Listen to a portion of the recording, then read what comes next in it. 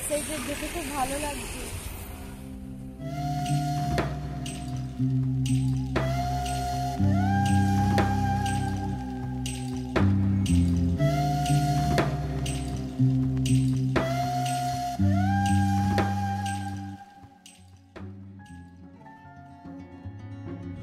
বেরিয়ে পড়েছি একদিনের ছোট্ট ট্রিপে।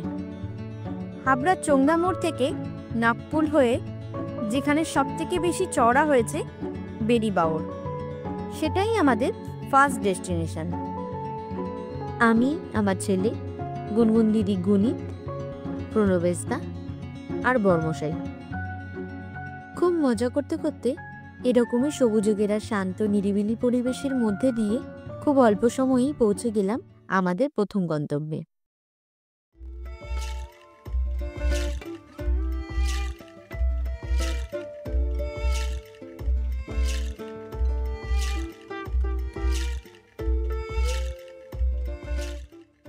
এসেছি আমরা গোবরডাঙ্গা বাওড়ে। জায়গাটা বেশ, এখানে খুব সুন্দর কিছুটা সময় কাটালাম আমরা। আমি কিন্তু সাঁতার জানি না, তাও সাহস করে উঠেছি।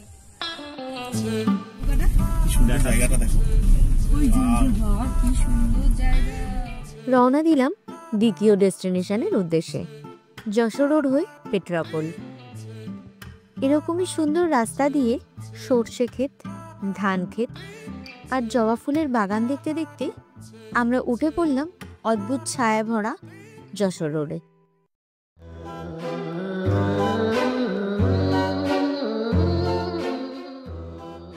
জানি না আর কতদিন থাকবে এই সৌন্দর্য।